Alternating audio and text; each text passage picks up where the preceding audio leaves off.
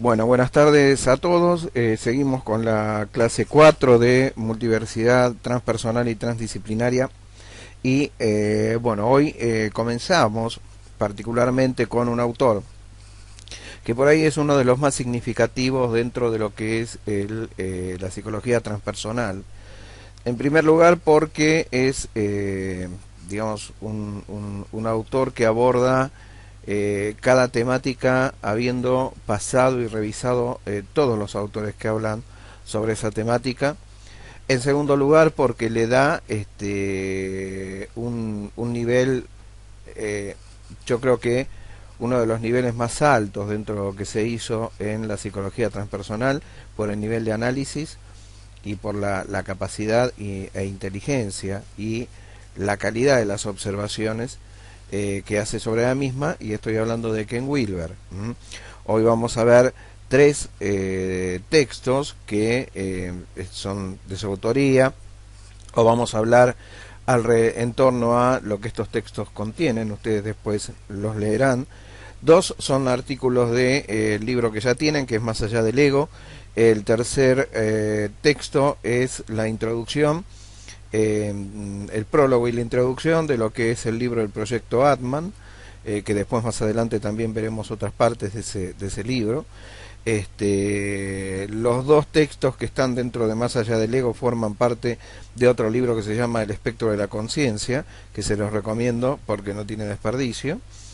Y bueno, y a partir de acá la idea es que ya empecemos a incorporar también esta mezcla, no la mezcla sino el enlace, si se quiere, entre lo que es la mirada occidental de la psicología y la mirada oriental. En el sentido que estos autores, comenzando desde ahora por Wilber, ya empiezan a tener en cuenta que, bueno, no todas las explicaciones del mundo psicológico o del espectro psicológico o del mundo de la conciencia o del mundo de lo inconsciente vienen específicamente del campo de la psicología, o no por lo menos específicamente del campo de la psicología occidental, sino que también hay otros modelos psicológicos que implican o incluyen a la psicología oriental, y que se trata de observaciones pertinentes. Es decir, que por ahí la mirada de la psicología oriental contemple estos aspectos evolutivos relacionados con aquello que llamamos espíritu, no significa que los orientales sean un grupo de tontos que simplemente se sientan a hablar tonterías, y que los miles y miles de años que tienen de evolución sus civilizaciones sean inferiores a nuestros 400, 500 o 600 años como civilización. Entonces, en ese sentido, bueno, siempre va a aparecer la respuesta que yo les pediría que, si se la hacen, que dejen de hacer este tipo de respuesta. Ah, bueno, entonces, ¿por qué la India vive como vive? Bueno, digamos, hay distintos elementos que tienen que ver con lo social, distintos elementos que tienen que ver con lo político, pero fundamentalmente distintas miradas culturales. Hay una otredad que es diferente, que hace que una cultura específica haga las cosas como las hace por un motivo. Esos motivos no van a estar relacionados a lo que nosotros consideramos un buen motivo por ahí, pero ese motivo de ellos sí es el motivo válido. De la misma manera que por ahí para ellos un motivo nuestro podría no ser un motivo válido. Es decir, digamos que la gente conforme empresas, conforme deje sus vidas en manos de horas y horas de oficina para juntar dinero para comprar tonterías, me parece que, digamos, tampoco es un objetivo válido. O que todo el mundo ande hipnotizado con un celular en el colectivo jugando tontos juegos, cuando en realidad, digamos, por ahí le iría mejor si estuviera haciendo otra cosa. Entonces, en ese sentido, convengamos en que la mirada de lo transpersonal desde el punto de vista de Wilber ya empieza a incorporar estos elementos. Por ello habla de un modelo evolutivo de la conciencia, ¿sí? ¿Qué es un modelo evolutivo de la conciencia? Hasta ahora nosotros vimos las tópicas freudianas, que son tópicas que pueden moverse dentro de ciertos parámetros, pero que en realidad siempre son, son dinámicas, pero siempre dentro de ciertos marcos. De la misma manera que lo que son la mirada de Jung, que tiene más movimiento todavía, porque estamos hablando de una dinámica que incorpora símbolos, incorpora arquetipos, incorpora un montón de elementos que no tiene la mirada freudiana, pero que aún así, cuando la comparamos con el modelo evolutivo de la conciencia visto desde la inclusión de estos elementos de la mirada oriental, ya empiezan a cambiar, ¿sí? En cierta forma, Wilber empieza a preguntarse por esto, ¿sí? Empieza a preguntarse por esto, y para poder dar explicaciones en relación a lo que es la evolución de la conciencia y por qué hablamos de la evolución de la conciencia, toma distintos elementos. Es decir, distintos elementos que vienen de la psicología, pero también vienen de la filosofía, vienen de hasta de la matemática y de la física, si se quiere. No en el sentido de comparar cuestiones, como decíamos el otro día, y por eso hicimos la introducción con otro texto de Wilber, que era el de filosofía y misticismo, o ciencia y misticismo, de cuestiones cuánticas, sino en el hecho de decir, bueno, sí, hay elementos que son propios de la ciencia, que son útiles para, de la física, que por ahí son útiles para tener una mirada un poco más abierta con respecto a ciertas cuestiones, ¿sí? Entonces, en ese sentido empezamos a tomar elementos que contemplan la posibilidad de que el hombre evolucione a través de su conciencia. Y en algún momento dirá algunas frases como que la historia del hombre es la historia de la evolución de la conciencia. Cuando la historia no avanza y no evoluciona, quiere decir que en cierto punto hay un detenimiento en esta evolución.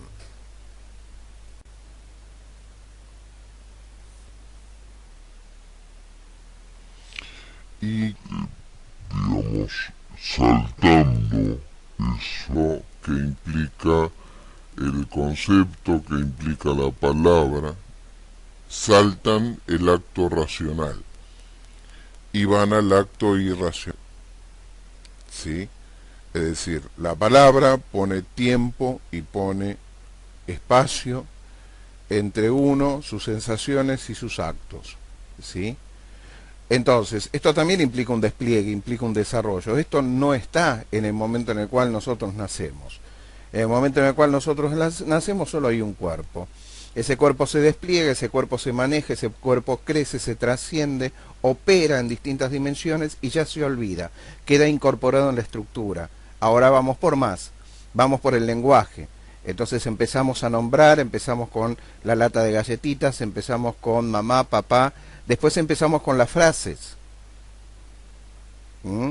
Y también el tiempo nos permite armar secuencias a partir de el desarrollo de ese yo incipiente. El otro día decíamos, en la teoría junguiana, el yo es aquel que arma la historia. Es un complejo que tiene la capacidad de la historicidad. Entonces él arma la secuencia de nuestra propia historia, ¿sí?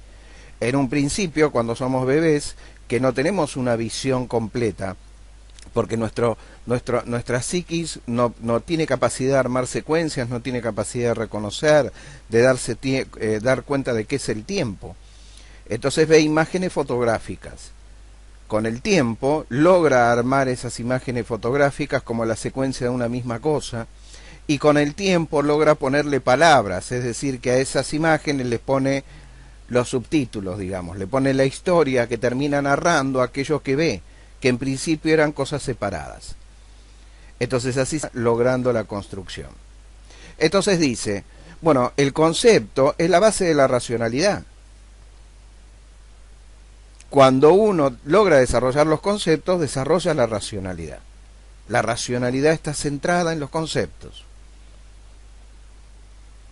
Ahora, la racionalidad también es un escalón de la estructura.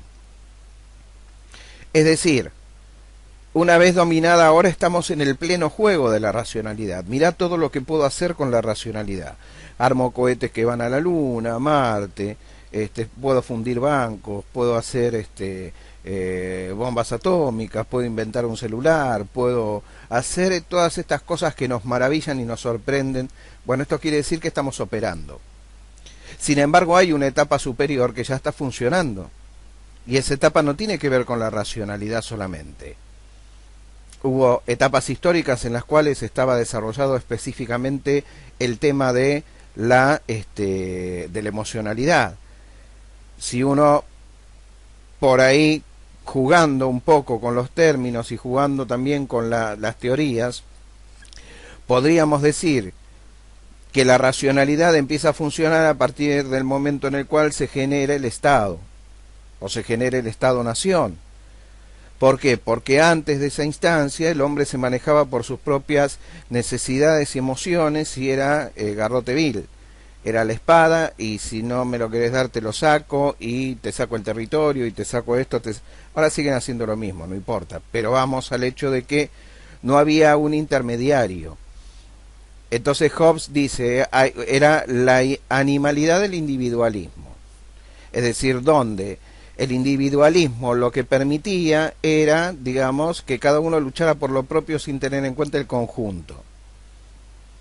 Después otro sociólogo, que es Castell, va a decir, bueno, precisamente, digamos, a partir de la formación del Estado, a partir de la formación del Estado-Nación, de la delegación de la fuerza en el Estado, también aparece el poder del Estado como poder omnímodo. Entonces el hombre necesita de alguna manera articularse para defenderse como individuo frente al Estado. Y entonces ahí es donde genera, digamos, las conformaciones colectivas. Es decir, las asociaciones, los sindicatos, toda cuestión que pudiera permitir que el hombre se juntara para hacer frente al Estado y que el Estado no se lo llevara por delante. ¿Sí? Entonces, después esto evoluciona y sigue evolucionando en distintos modelos políticos que achican el Estado, lo agrandan, en fin. Las distintas ideologías a través de las cuales el hombre pone en juego aquella racionalidad de la que se jacta, sin lograr que al ponerla en juego pueda verse el aspecto racional, o mejor dicho, sin poder ocultar que además del aspecto racional existe ese aspecto irracional totalmente, que transforma a los pueblos en guerreros, que transforma a los hombres en delincuentes, en fin, y que transforma incluso a estos banqueros hiperracionales en también, demoledores de la razón. Entonces, cuando llega a este punto, implica que hay otro punto a punto, hay otro escalón a punto de desarrollar. ¿Y quiénes traen este punto? Porque hasta el momento, dentro de lo que es el modelo psicológico occidental, el aspecto más elevado del hombre es el ego. Entonces el ego es lo que lleva al hombre a hacer y a desarrollar estas cosas que desarrolla, ¿sí? Y ahí se termina el desarrollo de la evolución del psiquismo desde el punto de vista de la psicología occidental.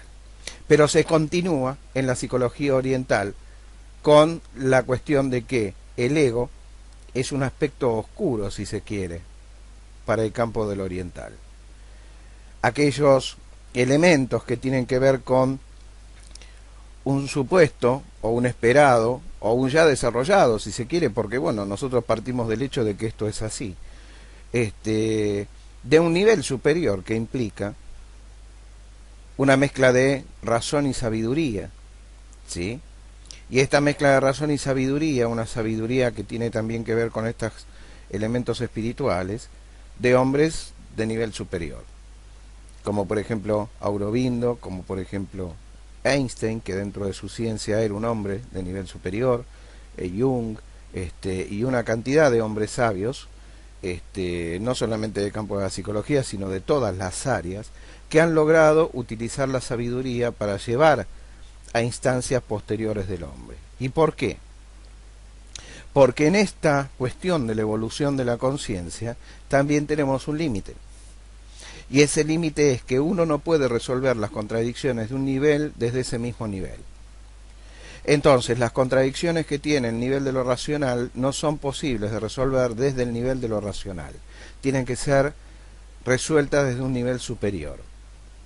Y esto no es un aspecto de lo transpersonal, sino que es un aspecto de lo transdisciplinario. La transdisciplina, que se encarga de la unificación de las ciencias, de la utilización de los distintos elementos de las distintas disciplinas y ciencias, dice esto: las contradicciones no se pueden resolver desde el mismo campo de las contradicciones, o en el que se dan las contradicciones, sino que se resuelve desde una multidimensión, es decir, desde una dimensión que todavía no está, ¿sí?, a descubrir, o más que a descubrir, a diferenciar. Entonces, en este sentido, pone en juego los dos ejemplos. Bueno, la contradicción entre A y no A. No pueden convivir los dos, o es una cosa o es la otra. Sin embargo, la lógica paradojal, la lógica taoísta, que plantea precisamente la posible convivencia de las dos cosas.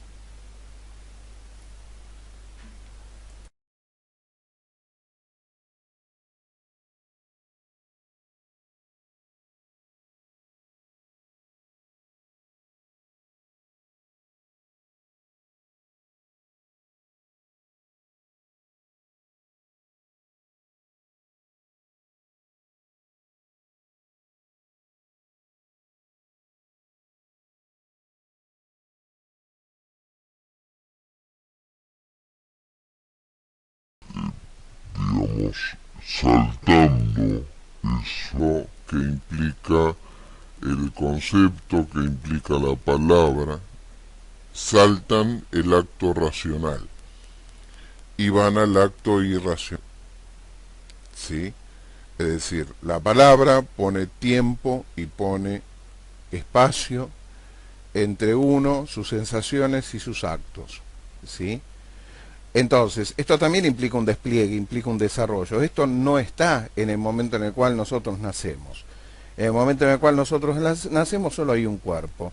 Ese cuerpo se despliega, ese cuerpo se maneja, ese cuerpo crece, se trasciende, opera en distintas dimensiones y ya se olvida. Queda incorporado en la estructura. Ahora vamos por más, vamos por el lenguaje. Entonces empezamos a nombrar, empezamos con la lata de galletitas, empezamos con mamá, papá. Después empezamos con las frases. Y también el tiempo nos permite armar secuencias a partir de el desarrollo de ese yo incipiente. El otro día decíamos, en la teoría junguiana, el yo es aquel que arma la historia. Es un complejo que tiene la capacidad de la historicidad. Entonces él arma la secuencia de nuestra propia historia, ¿sí? En un principio, cuando somos bebés, que no tenemos una visión completa, porque nuestra psiquis no tiene capacidad de armar secuencias, no tiene capacidad de reconocer, de dar cuenta de qué es el tiempo. Entonces ve imágenes fotográficas. Con el tiempo logra armar esas imágenes fotográficas como la secuencia de una misma cosa, y con el tiempo logra ponerle palabras, es decir, que a esas imágenes les pone los subtítulos, digamos, le pone la historia que termina narrando aquello que ve, que en principio eran cosas separadas. Entonces así logrando la construcción. Entonces dice, bueno, el concepto es la base de la racionalidad. Cuando uno logra desarrollar los conceptos, desarrolla la racionalidad. La racionalidad está centrada en los conceptos. Ahora, la racionalidad también es un escalón de la estructura. Es decir, una vez dominada, ahora estamos en el pleno juego de la racionalidad. Mirá todo lo que puedo hacer con la racionalidad. Armo cohetes que van a la Luna, a Marte, puedo fundir bancos, puedo hacer bombas atómicas, puedo inventar un celular, puedo hacer todas estas cosas que nos maravillan y nos sorprenden. Bueno, esto quiere decir que estamos operando. Sin embargo, hay una etapa superior que ya está funcionando. Y esa etapa no tiene que ver con la racionalidad solamente. Hubo etapas históricas en las cuales estaba desarrollado específicamente el tema de de la emocionalidad. Si uno por ahí, jugando un poco con los términos y jugando también con las teorías, podríamos decir que la racionalidad empieza a funcionar a partir del momento en el cual se genera el Estado, o se genera el Estado-Nación. ¿Por qué? Porque antes de esa instancia el hombre se manejaba por sus propias necesidades y emociones y era garrote vil. Era la espada y si no me lo querés dar te lo saco y te saco el territorio y te saco esto. Ahora siguen haciendo lo mismo, no importa. Pero vamos al hecho de que no había un intermediario. Entonces Hobbes dice, era la animalidad del individualismo.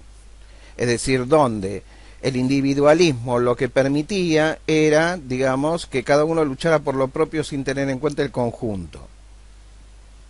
Después otro sociólogo, que es Castell, va a decir, bueno, precisamente, digamos, a partir de la formación del Estado, a partir de la formación del Estado-Nación, de la delegación de la fuerza en el Estado, también aparece el poder del Estado como poder omnímodo. Entonces el hombre necesita de alguna manera articularse para defenderse como individuo frente al Estado.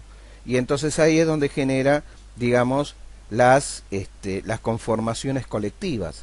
Es decir, las asociaciones, los sindicatos, toda cuestión que pudiera permitir que el hombre se juntara para hacer frente al Estado y que el Estado no se lo llevara por delante.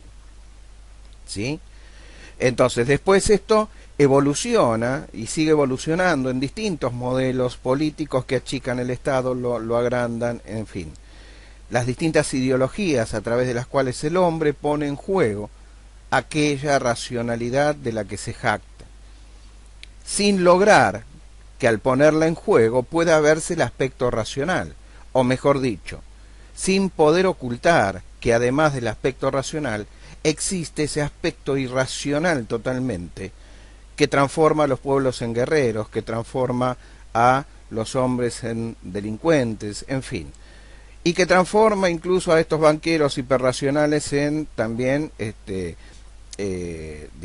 demoledores de la razón. Entonces, cuando llega a este punto, implica que hay otro punto a punto, hay otro escalón a punto de desarrollar. ¿Y quiénes traen este punto? Porque hasta el momento, dentro de lo que es el modelo psicológico occidental, el aspecto más elevado del hombre es el ego. Entonces el ego es lo que lleva al hombre a hacer y a desarrollar estas cosas que desarrolla, ¿sí? Y ahí se termina el desarrollo de la evolución del psiquismo desde el punto de vista de la psicología occidental. Pero se continúa en la psicología oriental con la cuestión de que el ego es un aspecto oscuro, si se quiere, para el campo del oriental.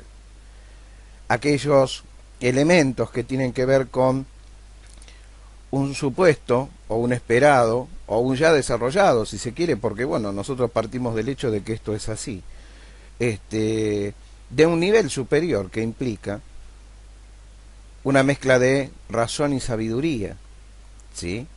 Y esta mezcla de razón y sabiduría, una sabiduría que tiene también que ver con estos elementos espirituales, de hombres de nivel superior, como por ejemplo Aurobindo, como por ejemplo Einstein, que dentro de su ciencia era un hombre de nivel superior, Jung, y una cantidad de hombres sabios, no solamente del campo de la psicología, sino de todas las áreas, que han logrado utilizar la sabiduría para llevar a instancias posteriores del hombre. ¿Y por qué?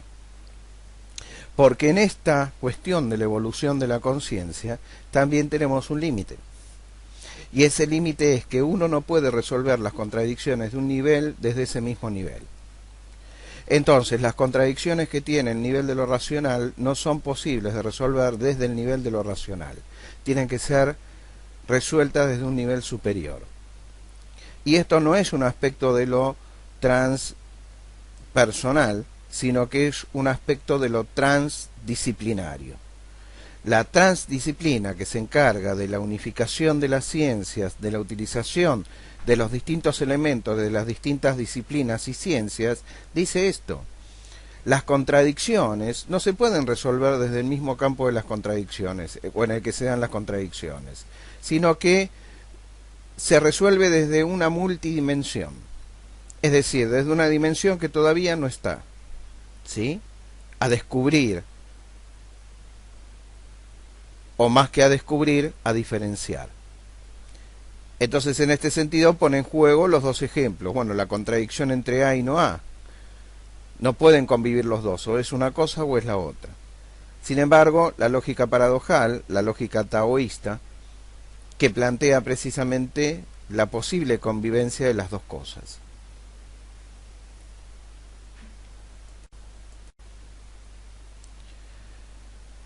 Y decíamos, el taoísmo, por ejemplo, resuelve esta contradicción desde la lógica paradojal. El primer versículo del Tao Te Ching dice: el Tao que puede ser expresado no es el verdadero Tao. El nombre que se le puede dar no es su verdadero nombre. El no ser es el principio del universo. El ser es la madre de todas las cosas. Desde el no ser comprendemos la esencia del Tao. Y desde el ser solo vemos su apariencia. Ambas cosas, ser y no ser, tienen el mismo origen, aunque distinto nombre. Su identidad es misterio, y este misterio es la puerta de toda maravilla. Cuando el mundo conoce lo bello como tal, se descubre la fealdad. Cuando el mundo conoce el bien como tal, se percibe el mal. Porque el ser y el no ser crecen juntos. Lo fácil y lo difícil se complementan mutuamente. Lo largo y lo corto se forman el uno del otro. Lo alto y lo bajo se aproximan complementariamente. El sonido y el tono se armonizan entre sí. El antes y el después confluyen en igual camino. Por eso el sabio actúa por la no acción y enseña sin hablar. Todas las cosas aparecen sin su intervención. No espera recompensa de sus obras ni se atribuye la obra realizada. Por eso su obra permanece con él. Y acá vemos esta cuestión de lo multidimensional. Porque si decimos el ser y el no ser, por un lado están en juego. El ser y el no ser, las dos contradicciones. Sin embargo, las dos forman parte de algo mucho más profundo que es la esencia, que es el Tao. Sin embargo, el Tao no se puede mencionar. El Tao que se puede mencionar no es el Tao, porque está más allá de las palabras. Cuando se le pone palabra, por eso yo a veces digo que Lacan era medio esotérico, por más que los lacanianos se broten cuando esto digo.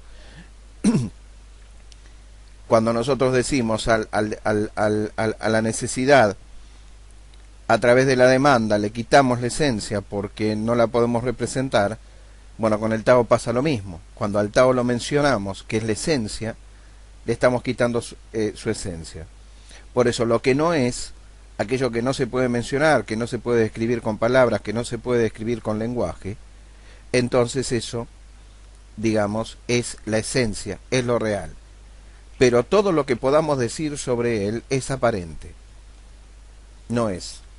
Y no es porque se pierde en la traducción de sentimiento, de experiencia, de símbolo a palabra. Entonces, en ese sentido, también funciona lo que es este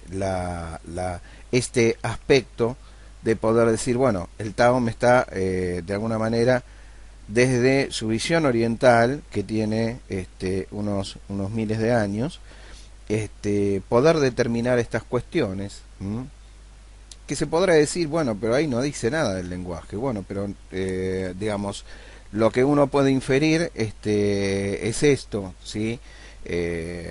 Digamos, no le busquemos el pelo al huevo, en el sentido de que precisamente este aspecto, de alguna manera, nos aporta. Y nos aporta precisamente por eso también la modalidad del enfoque, lo transdisciplinario. Es decir, aquello que desde el punto de vista psicológico no tiene respuesta, sí lo tiene, en principio, desde otros aspectos y otras profundidades. Entonces aquel hombre, aquel nivel evolutivo que se sucede a lo racional, que implica la posibilidad de resolver las contradicciones de lo racional, está en otro nivel. ¿Y dónde hay más niveles si no hay niveles en la psicología occidental? Y bueno, esos niveles los vamos a encontrar en la psicología oriental, o dicho de otra forma, en la mirada que el oriental tiene. Van a encontrar en el texto de el modelo evolutivo de la conciencia la mención de lo que son los chakras. Para quienes no los conocen, los chakras son centros de energía que se encuentran en el cuerpo, que regulan ciertas partes del cuerpo. Desde el punto de vista oriental se los describe desde un campo energético, que en algún momento lo vamos a ver, con una correlación en las glándulas que tiene el cuerpo, ¿sí? Cada glándula del cuerpo tiene una correlación con uno de esos centros. No solamente en el conocimiento oriental, sino también en aquel conocimiento que habíamos mencionado en un principio, en el conocimiento esotérico, se habla de la relación entre las glándulas y estos centros. Pero también, y a posteriori, Wilhelm Reich, uno de los discípulos de Freud, habla del tema de los centros de energía. Si bien no se refiere a ellos como chakras, porque después cuando Wilhelm Reich, a partir de sus prácticas termina en ese momento y por ahí, no sé si lo evolucionado de su pensamiento, lo que fuera, los americanos cuando no les gusta algo encierran a la gente y la dejan morir encerrada.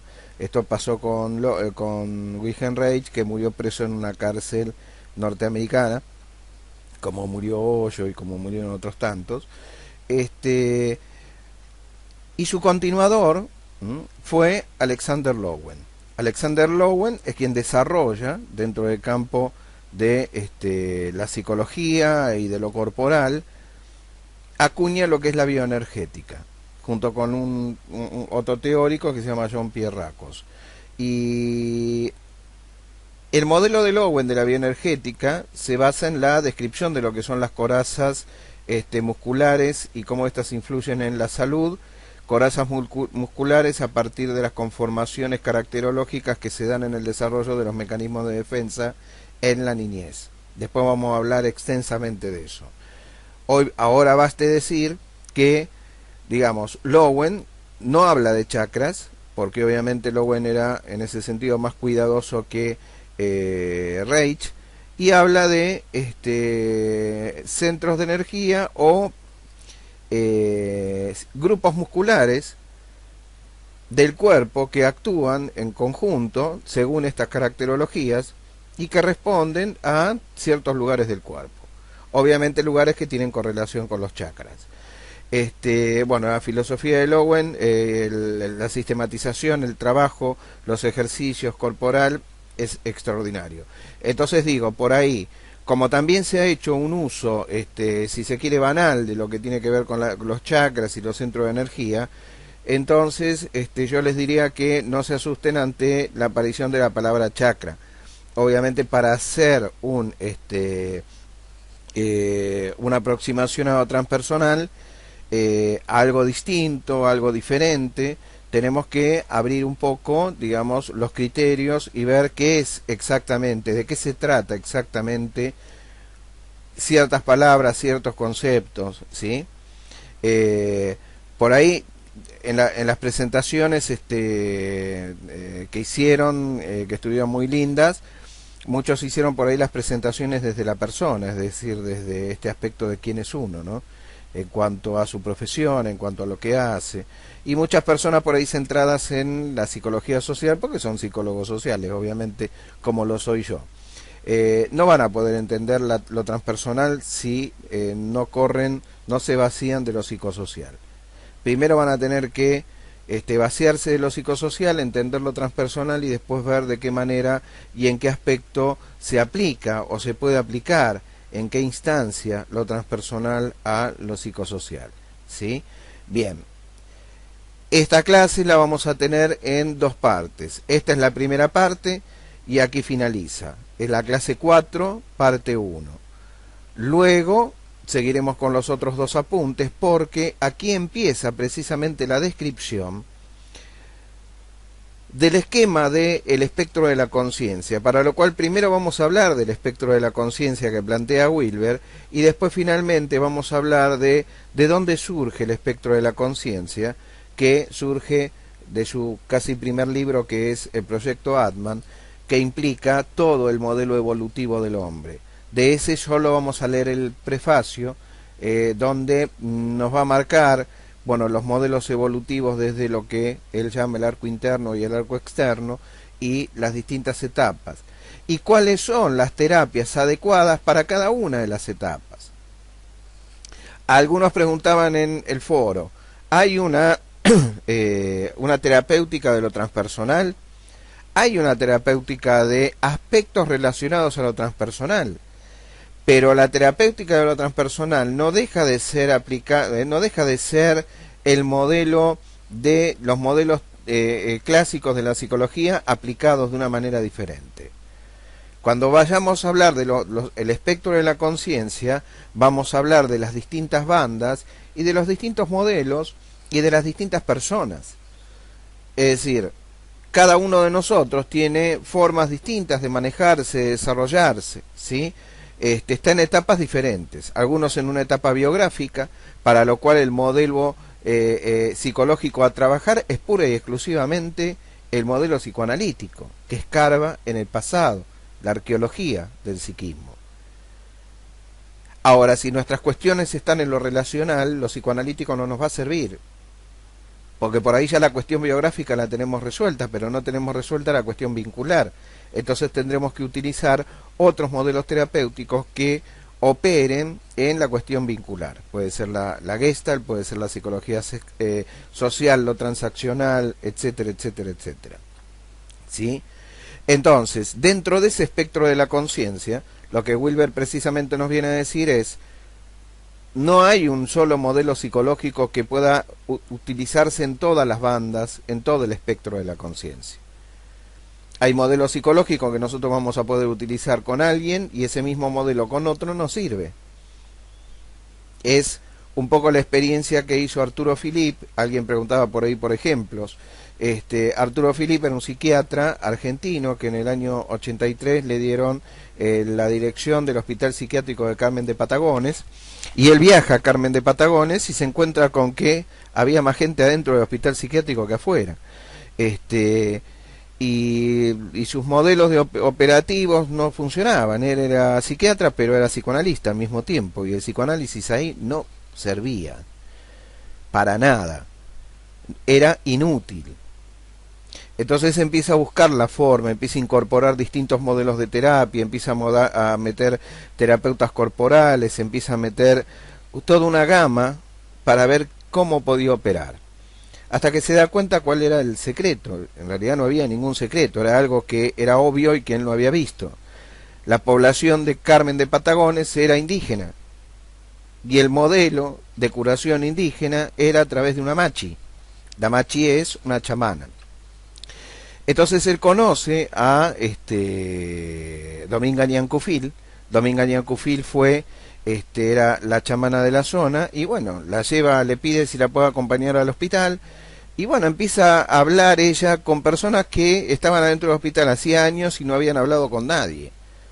Y no solamente empieza a hablar, sino que empiezan a trabajar en conjunto con ella y a través de ella, y empieza a salir la gente que por ahí estaba en un estado vegetativo hacía años, terminó saliendo, casándose, teniendo hijos, trabajando. Obviamente esto fue destruido posteriormente. Ganaron un premio que la Asociación de Psiquiatras daba, que era un premio por una obra de teatro colectiva hecha entre médicos, enfermeros, pacientes, etcétera. Se llamaba el Hospital Bizarro. Y bueno, la cuestión es que terminó siendo demandado por ejercicio ilegal de la medicina él y Dominga, a pesar del premio. Porque ¿cómo explica alguien que todo el andamiaje de la psiquiatría, que utiliza miles de millones de dólares en medicamentos para curar cosas inexistentes, no pueda con enfermedades que una india ignorante desde el punto de vista de la psiquiatría sí pudo? ¿En dónde queda toda esa estructura, ese andamiaje? Entonces, en ese sentido, digamos, tenemos que tener en cuenta eso. De la misma manera que no serviría en una persona sumamente racional, no sé, alguien que toda su vida trabajó terapéuticamente con el psicoanálisis, por ejemplo, que venga un chamán a hacerle cosas raras. Después veremos que no son cosas raras. No se tome esto como una falta de respeto a los chamanes. Después hablaremos y en profundidad en otro módulo, que será el tercer módulo, que se llama psicoterapias paganas, y que trata precisamente de las modalidades psicológicas de los pueblos originarios. Entonces, tenemos que tener en cuenta estas cosas, ¿sí?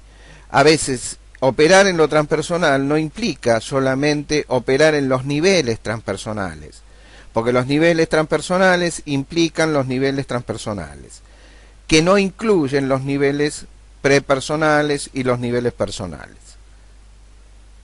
El tema es de qué manera se utilizan. Y el tema es dónde se le pone el límite, porque si nosotros le ponemos límite en la terapia del ego, entonces no podemos desarrollar el continuum, lo que viene, el hombre sabio, el Atman, de que hablábamos el otro día. La segunda parte de la clase la estaremos subiendo mañana, por ahí hoy más tarde. Lo que pasa que es un tema complejo y me gustaría explayarme lo máximo posible. Que estén bien y será hasta luego.